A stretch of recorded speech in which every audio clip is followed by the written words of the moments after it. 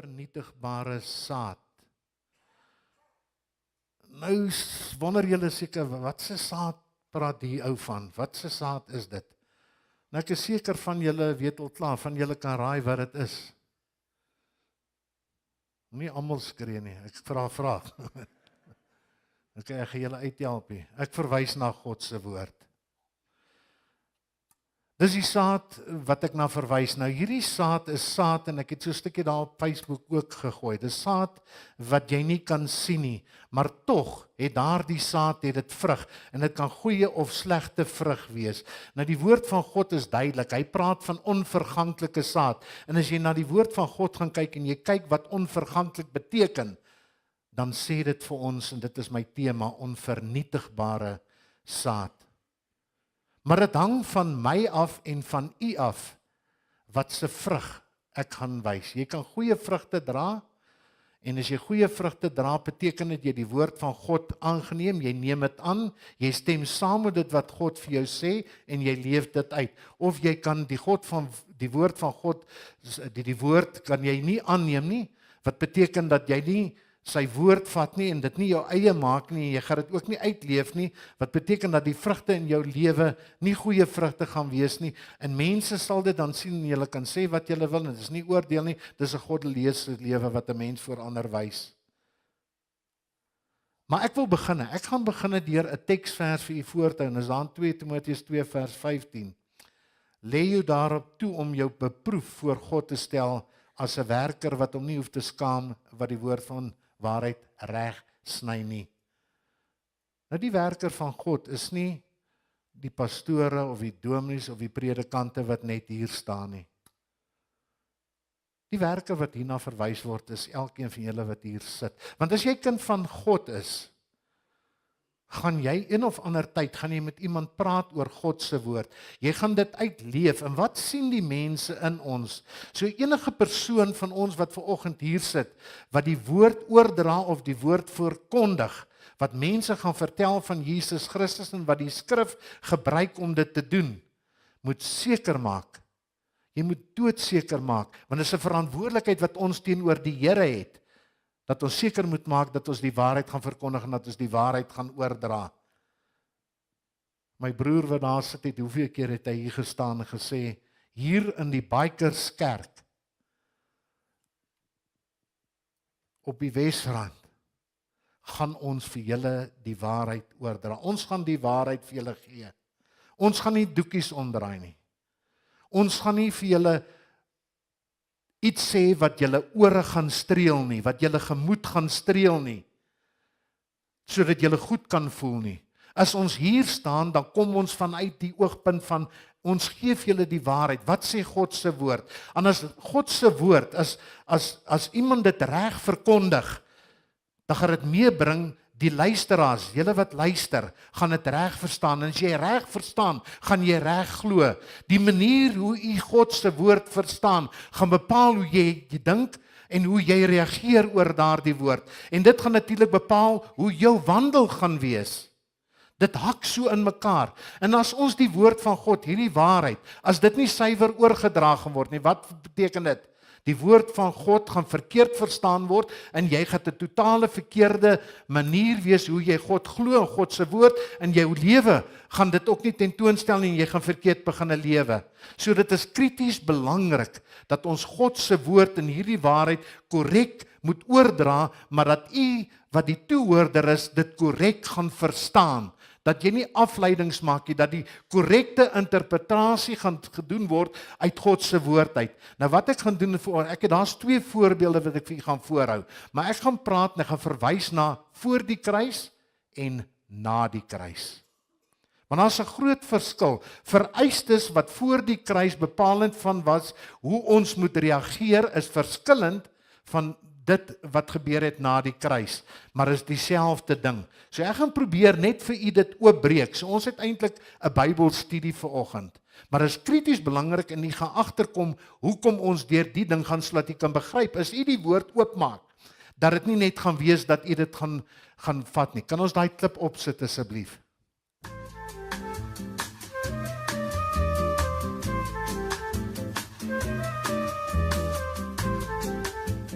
Man, I am bored. I guess I'll do my once-a-year Bible reading and see what God has to say. Here goes nothing. Matthew 27, verse 5. Then he went out and hung himself. What? Let's just try it again. Philippians 4, verse 9. These things you have seen, these do. Oh, great. I'll just wait and see what he says next year.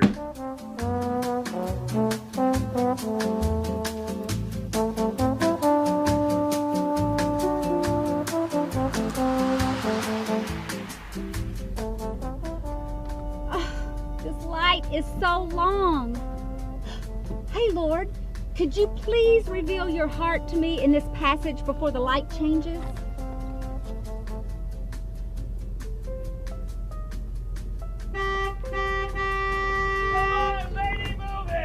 Hey, cut it out! I'm being spiritual up here. Oh, brother.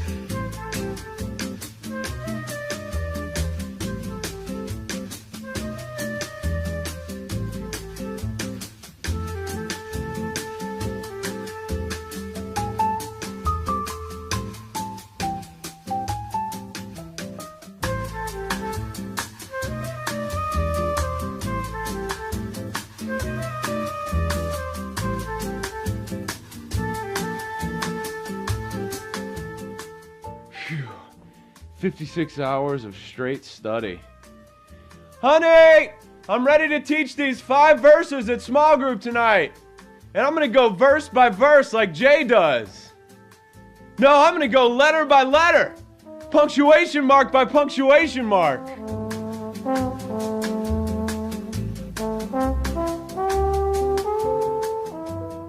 Lord, this is the passage of scripture my friend Brian gave to me.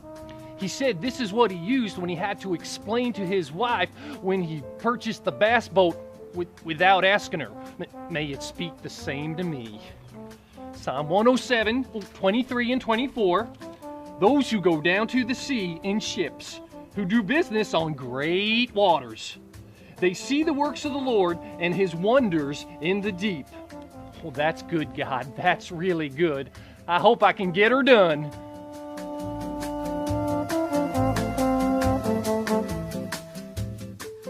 Ek het hierdie klip opgesit met 'n spesifieke rede. Dis funny. Hoe lees u die Bybel?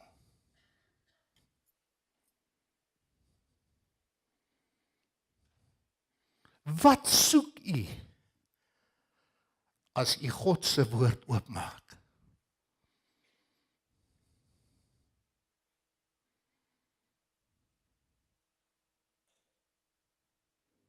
My broer, my suster.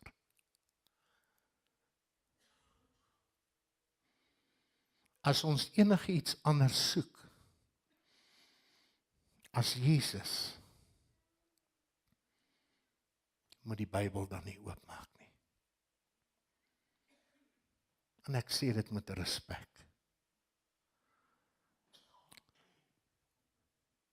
Is dit dalk iets wat ek wil hê?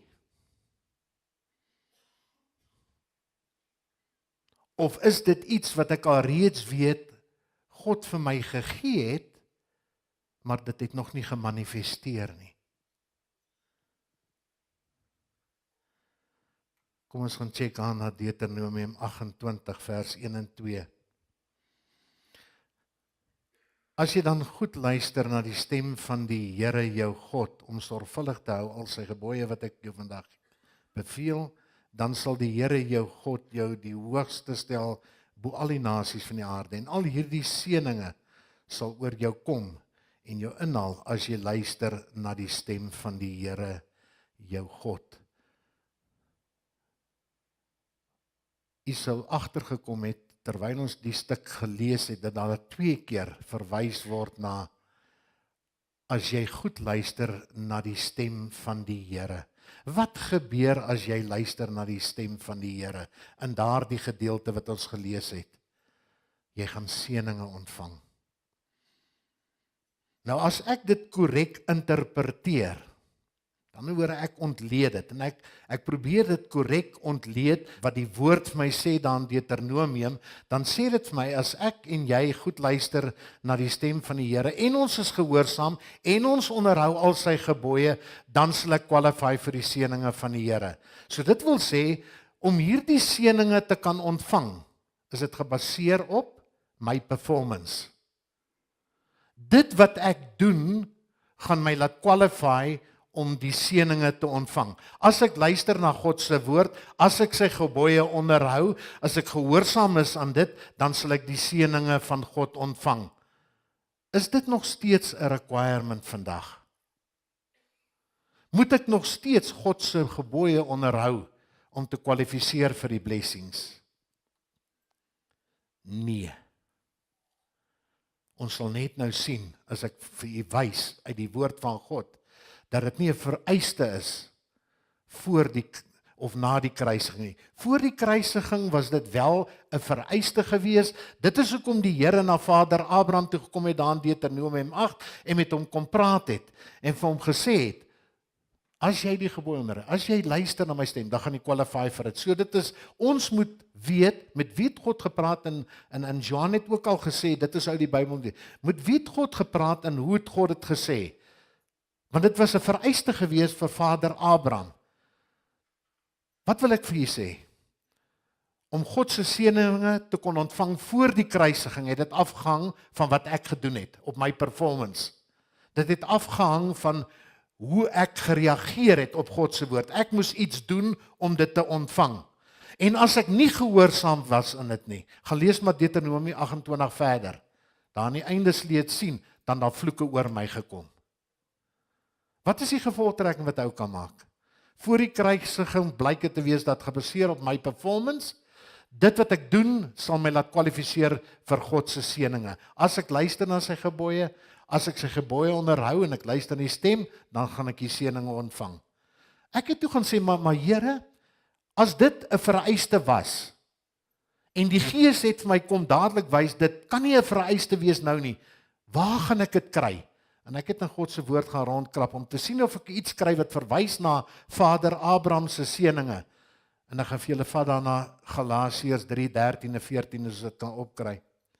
En dit sê vir ons daar, Christus het ons losgekoop van die vloek van die wet, deur vir ons 'n vloek te word, want daar is geskrywe, vervloek is elkeen wat aan 'n hout hang, sodat die seun van Abraham na die heidene kan kom in Christus Jesus, en dat ons die belofte van die Gees deur die geloof kan ontvang. Broeders, ek spreek menslikerwys, selfs 'n Mense Testament wat bekragtig is, maak niemand tot niet of voeg daarby toe nie. En toe ek hierdie teksvers lees, toe het ek gesien dat Christus het vir ons losgekoop van die vloek van die wet. Met ander woorde, ons losgekoop van God se gebooie. Dit sê nie ek moenie die gebooie onderhou nie. Dit sê in hierdie geval dat hy ons losgekoop het van die vloek van die wet, sodat ek deur my geloof, dit wat ek gekry het, wat Jesus gedoen het in die kruis, dat ek kan qualify vir die seëning en die blessings wat na my kant toe gaan kom. So dit is verskriklik, dit is duidelik, dat voor die kruis is wat ek moes doen, om gebless te word, en na die kruis is wat Jesus gedoen het. So hy het die prys betaal. Hy het alreeds daai prys betaal, sodat ek deur dit wat hy gedoen het, kan qualify vir daardie blessings deur geloof Dit is wat hy duidelik sê in daardie gedeelte, sê hy dit ook. As ek net kan kry, Filippense in elke geval in die houtang, sodat die seun van Vader na die heidene toe kan kom, Christus Jesus, en dat ons die belofte van die Gees deur die geloof, dat ons daai belofte wat hy gemaak het in Vader Abraham, dat dit myne kan word, my eie kan word deur dit wat Jesus Christus gedoen het. Sê dit dan ek hoef nie gehoorsaam te wees aan God se woord nie? Nee, dis nie wat ek sê nie. Wat ek wel sê is dat gehoorsaamheid is nie 'n requirement wat nodig is om gebless te word na die kruisdood nie, maar dit was wel 'n vereiste of 'n requirement gewees voor die kruisdood. En ek wil vir u verduidelik. Voor die kruisdood nommer 1, en ek herhaal weer op dit sodat jy kan snap, moes ek na God se stem luister, ek moes sy gebooie onderhou, sodat ek tweedens kon kwalifiseer om sy blessings te kan ontvang. Na die kruisdood was dit die perfekte obedience van Jesus Christus aan die kruishout, tot die dood toe, wat veroorsaak het dat ek kan kwalifiseer vir daardie blessings van hom. So dit is nie meer wat ek hoef te doen om te kwalify vir dit nie, dit is wat Jesus al reeds gedoen het aan die kruishout. Wat beteken dit? Ek en jy hoef nie meer te fokus op wat moet ek doen nie. Want ons is so geneig om te sê, is ek okay? Wat moet ek doen, Here, sodat u kan, dit is nie waaroor dit gaan nie. Ek hoef niks te doen om dit te kan ontvang nie. Jesus het dit ontvang, in geloof kan ek dit my eie maak. Ek word geseën deur Jesus se obedience. En ons moet dit vat, ons moet dit ons eie maak. Ek is geseën deur Jesus wat daar reeds gedoen het aan die kruis vir my. Hy het al reeds betaal. Hy het sterf vir dit tot die dood toe. Maar in geloof moet ek dit kan aanneem. Want as ek dit nie geloof gaan aanneem nie, gaan dit nie na jou kant toe kan kom nie. En ek het gaan kyk na nog 'n gedeelte. En ons sal dit daar in Matteus 19 sien. Wat is die vereiste vir my en jou verlossing? Salvation. Matteus 19:16. En daar kom een na hom toe en sê vir hom, goeie meester, watter goeie ding moet ek doen dat ek die ewige lewe kan hê? Nou weer eens, hierdie is nou wel Matteus, dis die Nuwe Testament. Hierdie persoon kom na Jesus en sê, wat moet ek doen sodat ek die ewige lewe kan hê? Dis 'n ryk jong man, as jy daai gedeelte gaan lees, dis die ryk jong man. Wat was Jesus se antwoord aan hierdie ou gewees? Jesus sê vir hom, onderhou die gebooie. Flip het. Nou toe ek dit lees, dan sê ek, maar Jesus, nou sê u, onderhou die gebooie. Ek kan dit nie verstaan nie, ek kan dit nie snap nie. En dis hier waar baie van ons struikel. Dat ons verkeerd glo dat jy gered kan word as jy die gebooie onderhou, die gebooie van die Here. Want dit is mos wat Jesus sê. Hy sê dit dan vir die jong man. Hy sê onderhou my gebooie, dan gaan jy gered word. Dis korrek, dit is wel wat Jesus gesê het, dat ons die gebooie moet onderhou, maar dit is vir daai spesifieke man wat hy mee gepraat het. Hoekom? Want dit was 'n vereiste gewees tot redding, want dit was nog voor die kruis, Jesus staan aan en praat met hom. Jesus het nog nie gesterf nie, so dit was 'n vereiste gewees voor die kruis. Dis hoekom Jesus het onderhou die gebooie. Dit het gechange toe Jesus in die kruis gesterf het. Jesus, wie toe hy gepraat het, het nog nie in die kruis uitgehang nie. Dis die onderhouding van die gebooie tot redding was 'n vereiste gewees voor die kruisdood. Nou sê ons, maar Matteus was geskryf na Jesus se dood. Yes, korrek. Maar Matteus verwys na 'n incident voor Jesus se kruisdood. Want hy staan en praat met dit. So Matteus skryf wat hy beleef het, wat hy gesien het voordat Jesus gekruisig was. So die vereiste voor die kruisiging was gewees, onderhou my gebooie. Jy kon alleen die ewige lewe beerf het as jy die gebooie van die Here onderhou het. Kom ons kyk bietjie na Handelinge 16:30. En hy het hulle na buite gebring en gesê, menere, wat moet ek doen om gered te word? Net laat jy in konteks verstaan wat dit is. Dit is toe Paulus en Silas in die tronk was. Toe hulle die woord van God verkondig het en is in die tronk gegooi. Toe hulle middernag het hulle praise and worship opgestuur na die Here. En wat het gebeur? Daai gebou het begin rit, daar was 'n aardbewing, die deure het oopgebreek. Die boeie en die goed het van die manne afgeval. En die tronkbewaarder, die een wat in beheer was, het gekom en sê, wat gaat hy in oë flip? Almal is uit. Wat gaat hy aan? Hoekom? En hy kom toe na Jesus, na Paulus toe, nadat hierdie ding aan hom verduidelik was. Toe vra hierdie tronkbewaarder presies dieselfde vraag wat hierdie ryk jong man aan Jesus gevra het. Vra hierdie ou aan Paulus. En hy sê vir Paulus, wat moet ek doen om gered te word? Wat is Paulus se antwoord? Hy sê, glo in die Here Jesus Christus en jy sal gered word. Dis Handelinge 16:31. Glo in die Here Jesus Christus en jy sal gered word, jy en jou huisgesin. Nou, ek wil net 'n bietjie net kortlik, net vinnig vir u sê, baie mense interpreteer daai ding ook heeltemal verkeerd. Want baie mense sê, as ek glo, gaan my huisgesin gered word. Dis nie hoe ons daai moet lees nie. Jy kan maar gaan kyk na die grondvertaling, gaan lees, en ek wil hom vir jou lees, hoe dit eintlik moet verstaan word. As jy in Jesus glo, sal jy gered word, en as jou huisgesin in Jesus glo, sal hulle gered word. Dis hoe dit is. Jy kan nie intree en sê ek glo en jou familie word gered nie. Wat Paulus wel wil hê ons moet snap is dat ek en jy die ewige lewe sal beerwe deur net te glo in daai daad wat Jesus gedoen het, deur te glo wat hy vir ons gedoen het, deur te glo in die kruisdood, die opstanding. Dit is wat Paulus wil hê ons moet snap. Ons moet glo dat Jesus wat hy gedoen het in die kruishout is daar vir my wat my tot redding kan vat. Maar ek moet dit glo en ek moet dit bely, ek moet dit spreek. Maar niks wat ek en jy kan doen, kan veroorsaak dat ons die ewige lewe beerf nie. Niks wat ons kan doen nie. Dis nie ons werke nie. Net soos met die blessings. Dis nie wat ek doen nie, is wat Jesus gedoen het aan die kruishout wat my laat qualify dat ek die ewige lewe kan beerwe. Daar is geen ander manier tot redding nie. Dis wat Jesus alreeds gedoen het. Dit is wat hy in die kruishout gedoen het. So voor die kruis het dit afgehang van die gebooie. Onderhou die 10 gebooie. Na die kruishout het dit afgehang van wat Jesus gedoen het. En dit bepaal ou se redding. Baie mense struggle. Hulle sê maar hoekom? Dit is te simpel. Net om te sê ek glo in wat u gedoen het en ek is gered. Baie van ons wil iets doen. Ons wil deur dit wat ons doen, ons werke, wil ons vir die Here bewys, Here, ek moet tog iets doen om dit te kan ontvang. En dit is nie so nie, dit is simpel. Dit is al wat die Here sê is, glo in my. Ek kan niks doen om daai genade van die Here te verdien nie. My werke is glad nie 'n vereiste om te kwalifiseer vir sy redding nie. En ek gaan vir julle wys daar 'n teksvers, Efesiërs 2 vers 8 en vers 9. En hy sê dit daar duidelik. Hy sê want uit genade is julle gered deur die geloof, en dit nie uit julleself nie, dit is 'n gawe van God, nie uit die werke nie, sodat niemand mag roem nie.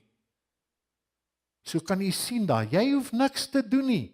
Jy gaan nie deur jou dade, gaan jy vir Jesus motivate en sê, hoorie, ek het nou iets gedoen en ek moet iets terug ontvang nie.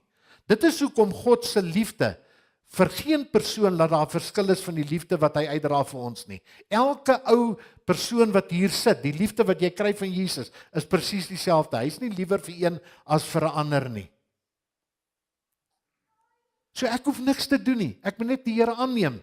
Dit is hoekom dit so belangrik is dat ek en jy in daai klip wat ons na gekyk het, dat ons God se woord sal verstaan. As ek die woord van God oopmaak, dat ek vir die Here gaan soek in dit, dat ek vir Jesus sien in dit, dat ek sy karaktertrekke gaan agterkom, dat ek kan sien hoe is dit hoe Jesus wil hê my lewe moet lyk.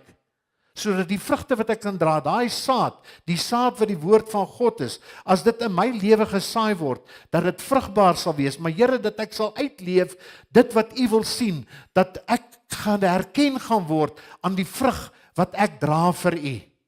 Dat mense kan sien, dit is Jesus wat daar is, en daar's geen ander manier hoe jy dit gaan doen nie, maar om die woord van God oop te maak. Dis hoekom dit krities is, as jy die woord van God oopmaak, en jy verstaan nie, om bietjie naslaan werk te gaan doen, om te gaan na die pastoor of wie ook al, die leiers in die kerk, om te gaan vra, hoe sien mens dit, sodat jy kan verstaan, want as jy nie reg glo nie, of reg hoor nie, of reg verstaan nie, gaan jy nie reg glo nie, en jou lewe gaan nie reg wees voor die Here nie, omdat jy verkeerd verstaan het. So dis krities belangrik dat ons die woord van God verstaan, wat God sê in sy woord, maar dat ons lewens dit sal uitleef, dat my lewe 'n teken gaan wees van dit wat God in sy woord vir my sê, dat die verandering, die changes wat God wil hê ek moet doen, dat dit in my lewe sal wees, sodat ander aangeraak kan word, sodat ons hande kan vat en God se lewe kan uitleef. Mense moet kan agterkom en sien, hy het opgestaan. So ons moet verstaan dit wat ons lees. Ons moet dit korrek interpreteer. En daar's 'n verskil voor die kruis en 'n verskil na die kruis. En dit is nie 'n kwessie van dat omdat dit nie Ou Testament is, lees ek dit nie en is nie van toepassing op my nie. Nee, dis verkeerd. Alles in God se woord is van toepassing op my lewe. En die waarheid, dit wat Johan dan ook sê en dit wat ons bly sê, die waarheid wat ons oor gaan dra aan julle, dit is daai waarheid wat jou kom vrymaak. En ek gaan klaarmaak met 2 teksverse wat julle daar vir my gaan opsit asseblief. Johannes 8 vers 32 en Johannes 8 36. En julle sal die waarheid ken en die waarheid sal julle vrymaak. Nou as die Seun julle dan vrygemaak het, sal julle waarlik vry wees. En ek gaan vir u vra, het die waarheid jou al vrygemaak? Wat u sien is die waarheid jou kom vrymaak het, sal jou lewe 'n lewendige getuienis wees van dit wat Christus in jou lewe kom doen het. Daai onvernietigbare saad wat gesaai is in jou lewe, sal wys wat se vrugte jy dra. En daai boom wat jy is, sal mense herken wat se vrug jy dra. Wat se vrug dra u, gemeente? Wat se vrug dra u? God weet.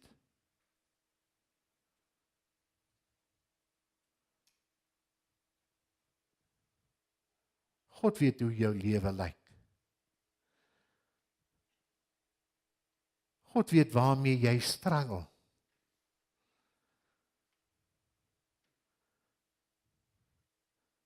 God weet wat is daar op die oomblik wat jou weerhou om by sy voete te kom sit.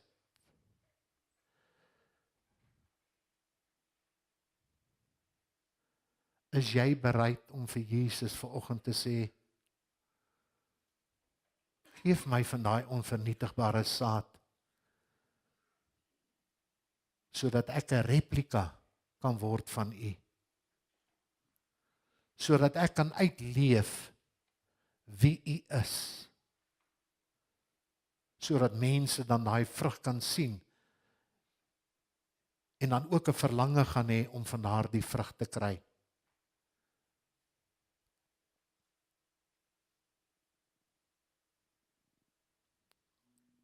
My boetie, my sussie,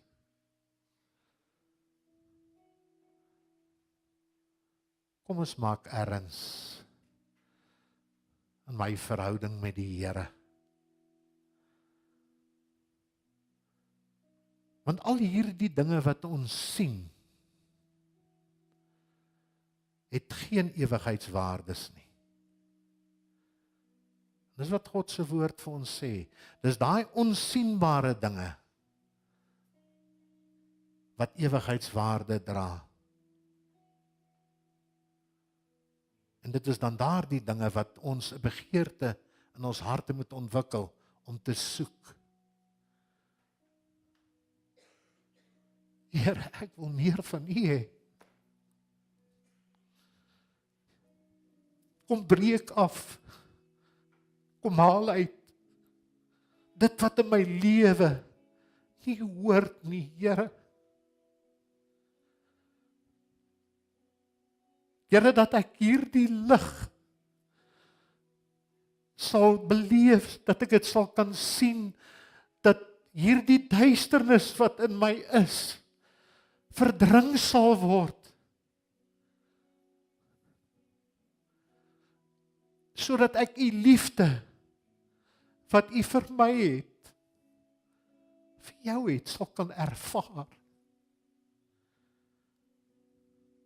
Here, ek het U nodig. Ek bely dit vanoggend. kom help, as ek die woord oopmaak, dat deur die Gees, dit vir my sal kom openbaar, sodat ek 'n special ontmoeting met U elke keer, wanneer ek in daardie woord vir U gaan soek. I need you, Jesus. Roep U dit uit. Roep jou Gees dit uit vanoggend, sê ek het U nodig.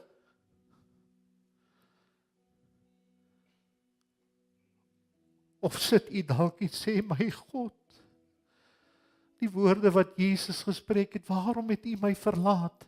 Voel dit vir U op U op 'n plekkie sit, en God U nie hoor nie?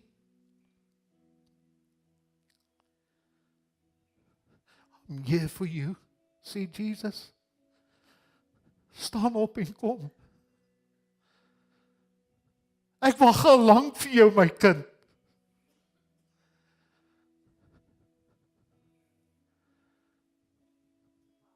Ek wil my hart kom oopmaak teenoor jou.